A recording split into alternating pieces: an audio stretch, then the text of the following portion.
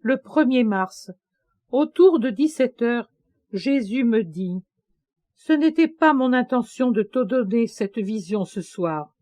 Je me proposais de te faire vivre un autre épisode des évangiles de la foi. Mais un désir m'a été exprimé par quelqu'un qui mérite d'être satisfait. Je le fais donc. Malgré tes douleurs, vois, observe et décris. À moi, offre tes souffrances et, à tes frères, la description. » J'écris donc, en dépit de mes souffrances extrêmement intenses.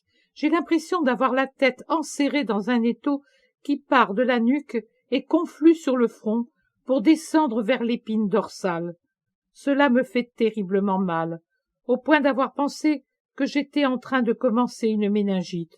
Puis, je me suis évanouie.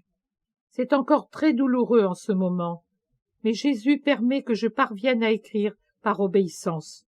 Ensuite, advienne que pourra. Je vous assure cependant que je vais de surprise en surprise, car je me trouve tout d'abord devant des Africains, ou tout au moins des Arabes, alors que j'avais toujours cru que ces saints étaient européens. Je n'avais en effet pas la moindre idée de leur condition sociale et physique, ainsi que de leur martyre. Je connaissais la vie et la mort d'Agnès, mais d'eux, c'est comme si je lisais un récit inconnu.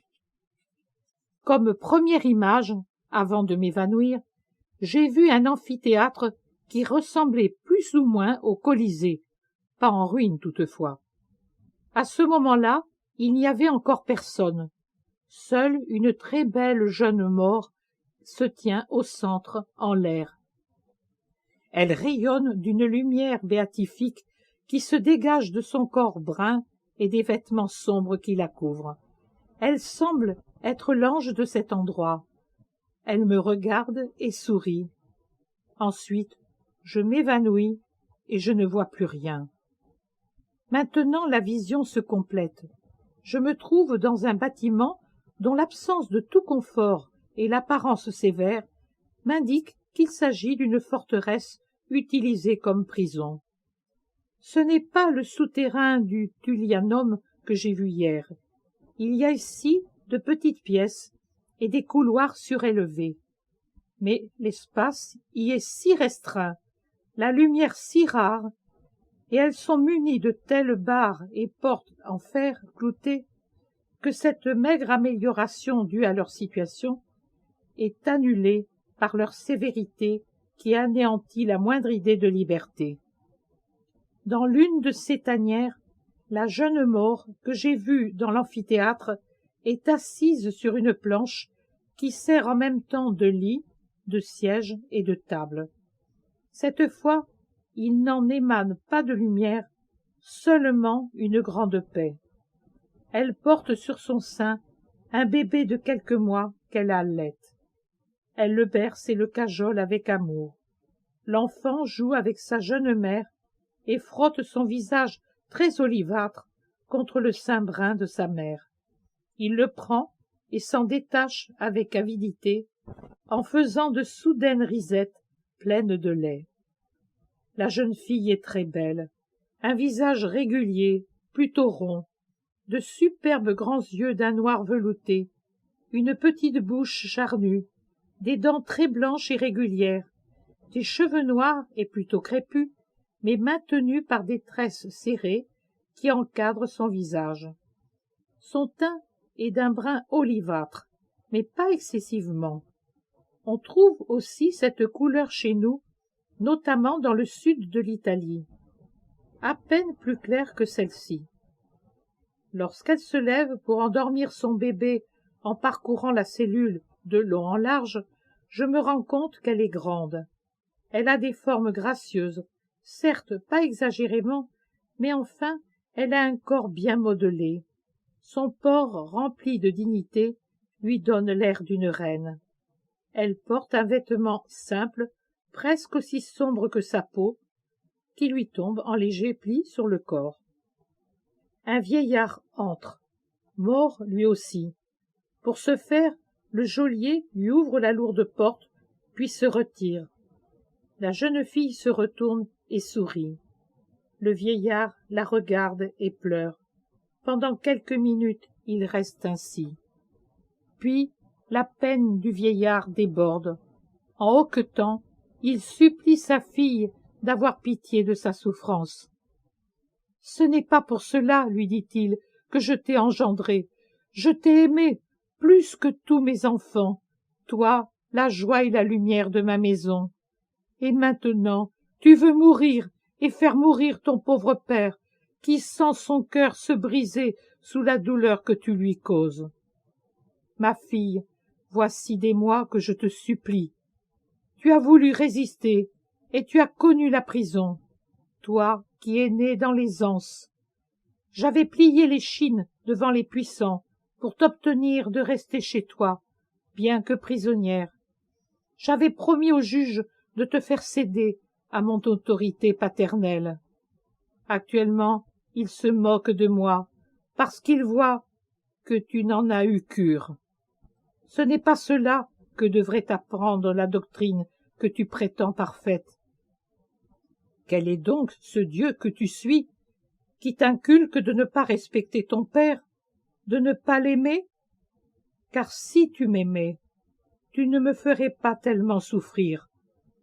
Ton obstination, qui n'est même pas vaincue par la pitié pour cet homme innocent, t'a valu d'être arraché à la maison et enfermé dans cette prison. Or, il n'est plus question de prison désormais, mais de mort, d'une mort atroce. Pourquoi? Pour qui? Pour qui veux-tu mourir? Ton Dieu a-t-il donc besoin de ton sacrifice? Et même de notre sacrifice, le mien et celui de ce petit être qui n'aura plus de mère? Ton sang et mes larmes sont-ils donc nécessaires à la réalisation de son triomphe? Comment cela se peut-il? La bête sauvage aime ses petits, et plus elle les a portés sur son sein, plus elle les aime. Cela, je l'ai aussi espéré. C'est pourquoi je t'avais obtenu de pouvoir nourrir ton enfant. Mais tu refuses de changer d'idée. Après l'avoir nourri, réchauffé, servi d'oreiller à son sommeil, voici maintenant que tu le repousses, que tu l'abandonnes sans aucun regret. Je ne te prie pas pour moi, mais en son nom. Tu n'as pas le droit d'en faire un orphelin. Ton Dieu n'a pas le droit de faire cela. Comment puis-je le croire meilleur que les nôtres s'il exige ces sacrifices cruels? Tu me pousses à le détester, à le maudire toujours plus. Mais non, que dis-je? Ô Perpétue, pardonne-moi, pardonne à ton vieux père que la douleur rend fou. Veux-tu donc que j'aime ton Dieu? Je l'aimerai plus que moi-même, mais reste avec nous. Dis au juge que tu cèdes. Ensuite, tu aimeras n'importe quel dieu de la terre, comme tu voudras. Tu feras de ton père ce que tu veux. Je ne t'appellerai plus ma fille. Je ne serai plus ton père. Je serai ton serviteur, ton esclave, et toi ma maîtresse. Domine, ordonne, et je t'obéirai. Mais pitié, pitié, sauve-toi pendant que tu le peux encore. Il n'est plus temps d'attendre. Ta compagne a donné le jour à son enfant, tu le sais, et plus rien n'arrêtera la sentence. Ton fils te sera arraché. Tu ne le verras plus. Demain peut-être, ou aujourd'hui même. Pitié, ma fille, pitié pour moi et pour lui. Il ne sait pas encore parler, mais vois comme il te regarde et sourit, comme il invoque ton amour. Ô madame, madame, toi la lumière et la reine de mon cœur, la lumière et la joie de ton fils. Pitié, pitié.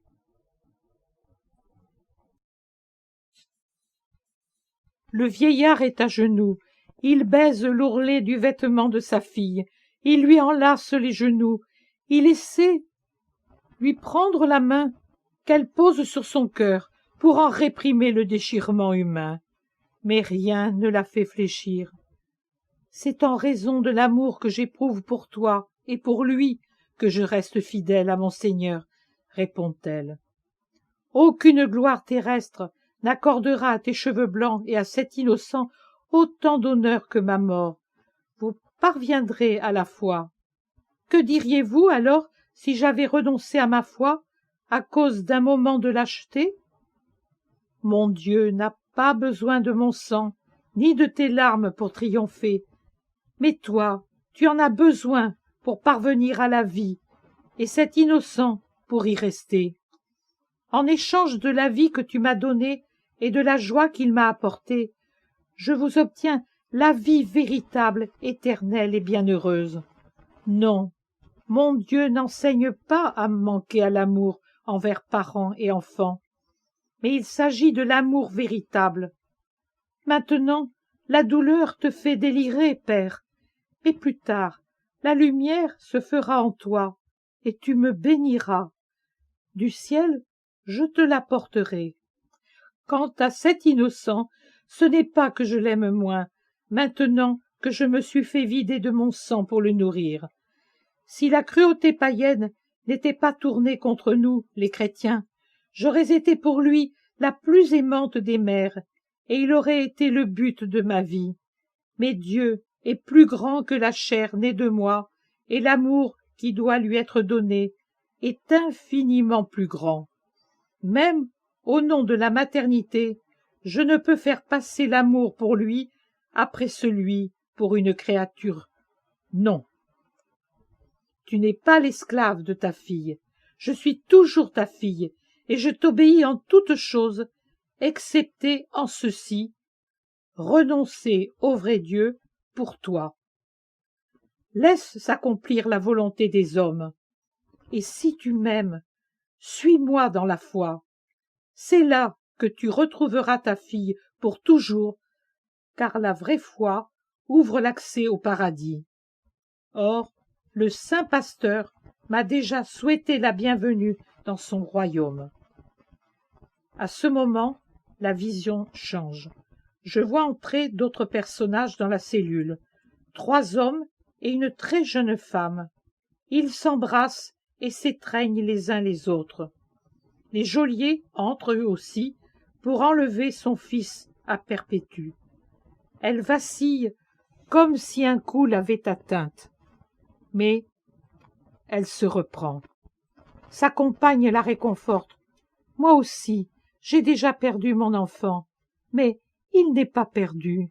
Dieu a été bon envers moi. Il m'a accordé de le mettre au monde pour lui, et son baptême s'orne de mon sang. C'était une petite fille, belle comme une fleur. Le tien aussi est beau, Perpétue, mais pour vivre en Christ, ces fleurs ont besoin de notre sang. Nous leur donnerons ainsi 2 fois la vie. » Perpétue prend le petit qu'elle avait posé sur la couche et qui dort, rassasié et content. Après lui avoir donné un léger baiser pour ne pas l'éveiller, elle le tend à son père. Elle le bénit également et lui trace une croix sur le front et une autre sur les mains, les pieds et la poitrine. Ses doigts sont baignés des larmes qui lui coulent des yeux. Elle fait tout cela si doucement que l'enfant sourit dans son sommeil comme sous une caresse. Les condamnés sortent ensuite et, entourés de soldats, ils sont conduits dans une cave obscure de l'amphithéâtre dans l'attente du martyre. Les heures se passent à prier, à chanter des hymnes sacrés et à s'exhorter mutuellement à l'héroïsme. Il me semble maintenant me trouver moi aussi dans l'amphithéâtre que j'ai déjà vu. Il est rempli d'une foule à la peau bronzée pour la plupart. Toutefois, il y a aussi bon nombre de Romains. Sur les gradins, la foule gronde et s'agite. La lumière est intense, malgré le voile tendu du côté du soleil. Les 6 martyrs sont faits entrer dans l'arène en file. J'ai l'impression que des jeux cruels y ont déjà eu lieu, car elle est tachée de sang. La foule siffle et insulte. Perpétue en tête, ils entrent en chantant. Ils s'arrêtent au centre de l'arène et l'un des 6 se tourne vers la foule. vous feriez mieux de faire preuve de courage en nous suivant dans la foi, et non en insultant des êtres sans défense qui répondent à votre haine en priant pour vous et en vous aimant. Les verges avec lesquelles vous nous avez fouettés, la prison, les tortures, le fait d'avoir arraché leur enfant à deux mères, tout cela ne fait pas changer notre cœur. Vous mentez, vous qui prétendez être civilisés. Mais attendez qu'une femme accouche pour la tuer ensuite dans son corps et dans son cœur en la séparant de son enfant. Vous êtes cruels, vous qui mentez pour tuer, puisque vous savez parfaitement qu'aucun de nous ne vous cause de tort, et encore moins les mères dont toutes les pensées sont tournées vers leur enfant. Non, rien ne fait changer notre cœur, ni pour ce qui est de l'amour de Dieu, ni pour ce qui est de l'amour du prochain. C'est 3 fois, 7 fois, 100 fois que nous donnerions notre vie pour notre Dieu et pour vous, afin que vous en veniez à l'aimer. C'est donc pour vous que nous prions, tandis que le ciel s'ouvre au-dessus de nous. Notre Père, qui es aux cieux. À genoux, les 6 martyrs prient. Une porte basse s'ouvre et les bêtes font irruption. Bien qu'elles paraissent être des bolides tant leur course est rapide, il me semble qu'il s'agit de taureaux ou de buffles sauvages. Comme une catapulte ornée de cornes pointues, ils attaquent le groupe sans défense.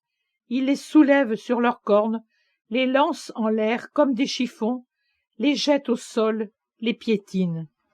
Ils s'enfuient de nouveau, comme fous de lumière et de bruit, puis repartent à l'assaut. Perpétue, prise comme une brindille entre les cornes d'un taureau, est projetée plusieurs mètres plus loin. Bien que blessée, elle se relève et son premier souci est de remettre de l'ordre dans ses vêtements, arrachés sur son sein. Tout en les maintenant de sa main droite, elle se traîne vers Félicité, tombée sur le dos et à demi éventrée. Elle la couvre et la soutient, faisant d'elle-même un appui pour la blesser. Les bêtes reviennent à l'attaque jusqu'à ce que les 6 martyrs, à demi-morts, soient étendus sur le sol. Les bestiaires les font alors rentrer et les gladiateurs achèvent l'ouvrage. Mais, que ce soit par pitié ou par manque d'expérience, celui de Perpétue ne sait pas tuer. Il la blesse sans atteindre le bon endroit. « Mon frère, ici, laisse-moi t'aider, » dit-elle d'un filet de voix accompagné d'un très doux sourire. Après avoir appuyé la pointe de l'épée contre la carotide droite, elle dit alors « Jésus, je me confie à toi. Pousse, mon frère, je te bénis. » Et elle tourne la tête vers l'épée pour aider le gladiateur inexpérimenté et troublé. Jésus dit « Voilà le martyre de Perpétue, de sa compagne Félicité et de ses compagnons. Elle était coupable d'être chrétienne, bien qu'elle soit encore catéchumène, comme son amour pour moi était intrépide. Au martyre de la chair, elle a uni celui du cœur, tout comme Félicité. Si elles ont été capables d'aimer leur bourreau, combien n'ont-elles pas aimé leur enfant? Elles étaient jeunes et heureuses, remplies d'amour pour leur époux, leurs parents et leur enfant. Mais Dieu doit être aimé plus que tout, et elles l'ont aimé de cette manière. On leur a arraché les entrailles en les séparant de leur enfant. Mais la foi ne meurt pas. Elles croient en l'autre vie, fermement. Elles savent qu'elle appartient à ceux qui auront été fidèles et auront vécu selon la loi de Dieu. L'amour est la loi dans la loi. L'amour pour le Seigneur Dieu et pour le prochain. Quel plus grand amour existe-t-il que de donner sa vie pour ceux qu'on aime, tout comme le Sauveur l'a fait pour l'humanité qu'il aimait. Elles ont sacrifié leur vie pour m'aimer et pour en amener d'autres à m'aimer, et par conséquent, à avoir la vie éternelle. Elles veulent que leurs enfants, leurs parents, leur époux, leurs frères et ses sœurs, ainsi que tous ceux qu'elles aiment, d'un amour de parenté ou spirituellement, parmi lesquels leurs bourreaux, puisque j'ai dit « aimez ceux qui vous persécutent », que tous aient la vie dans mon royaume. Et, pour les y conduire, elles tracent de leur sang un signe qui va de la terre au ciel, qui resplendit, qui appelle. Souffrir, mourir, qu'est-ce donc? C'est un instant fugitif, alors que la vie éternelle demeure.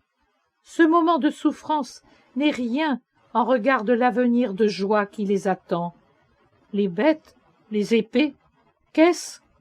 Bénies soient-elles, puisqu'elles donnent la vie.